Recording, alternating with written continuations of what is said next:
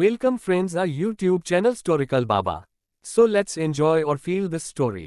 एक बार एक राजा की सेवा से प्रसन्न होकर एक साधु ने उसे एक ताबीज दिया और कहा कि राजन इसे अपने गले में डाल लो और जिंदगी में कभी ऐसी परिस्थिति आएगी जब तुम्हें लगे कि बस अब तो सब खत्म होने वाला है, परेशानी के भंवर में अपने को फंसा पाओ, कोई प्रकाश की किरण नजर न आ रही हो, हर तरफ निराशा और हताशा हो, तब तुम इस ताबीज को खोलकर इसमें रखे कागज को पढ़ना, उससे पहले नहीं। राजा ने वह ताबीज अपने गले में पहन लिया।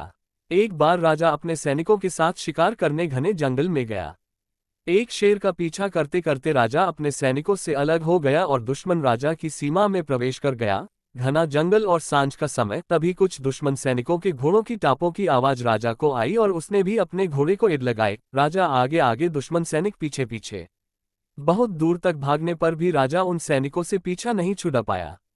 भूख प्यास से बेहाल राजा को तभी घने पेड़ों के बीच में एक गुफा सी दिखी। उसने तुरंत स्वयं और घोड़े को उस गुफा की आड़ में छुपा लिया और सांस रोककर बैठ गया। दुश्मन के घोड़ों के पैरों की आवाज धीरे धीरे पास आने लगी। दुश्मनों से घिरे हुए अकेले राजा को अपना अंत नजर आने लगा। उसे लगा कि बस कुछ ही क्षणों में दुश्मन उसे पकड़कर मौत के घाट उतार देंगे। वो जिंदगी से निराश हो ही गया था कि उसका हाथ अपने ताबीज पर गया और उसे साधु की बात याद आ गई। उसने तुरंत ताबीज को खोलकर कागज को बाहर निकाला और पढ़ा। उस पर्ची पर लिखा था, ये भी कट जाएगा। राजा को अचानक ही जैसे घोर अंधकार में एक ज्योति की किरण दिखी। डूबते को जैसे कोई सहारा मिला। उसे अचानक अपनी आत्मा में एक अकथनीय शांति का अनुभव हुआ। उसे लगा कि सचमुच ये भयावह समय भी कट ही जाएगा, फिर मैं क्यों चिंतित हूं।